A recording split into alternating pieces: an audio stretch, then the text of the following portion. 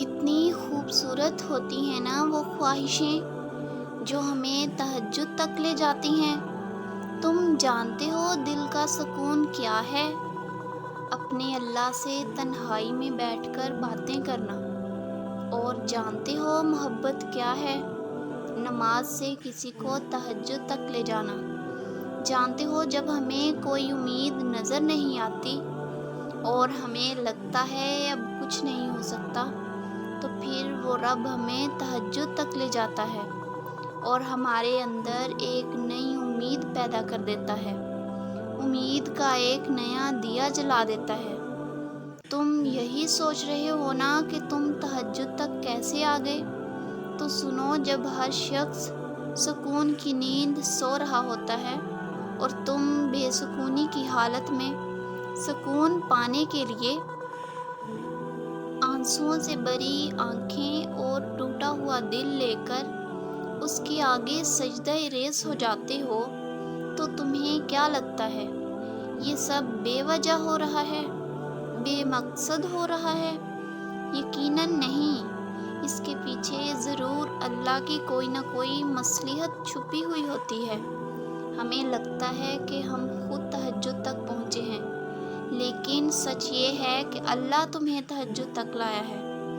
یاد رکھو، جو خواہش تمہیں تہجد تک لے جائے، وہ خواہش اللہ کبھی ادھوری نہیں چھوڑتا، چاہے وہ تمہیں کتنی بھی ناممکن کیوں نہ لگے۔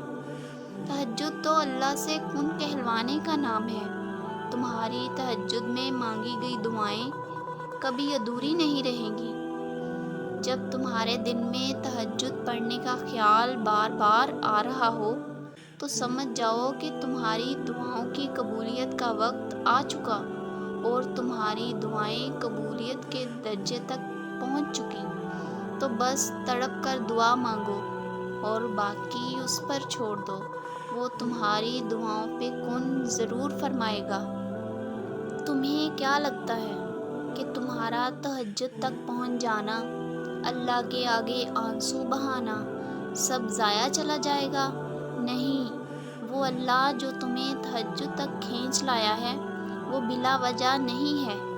جس طرح تم اپنے ہر دکھ تکلیف کا حساب رکھتے ہو، اللہ بھی تمہارے ایک ایک سجدے، ایک ایک آنسو کا حساب رکھتا ہے۔ وہ تمہارے آنسو کبھی ضائع نہیں کرے گا، وہ تمہاری دعاؤں پہ کن کہنا چاہتا ہے، اس لیے تو تمہیں تہجد تک لایا ہے۔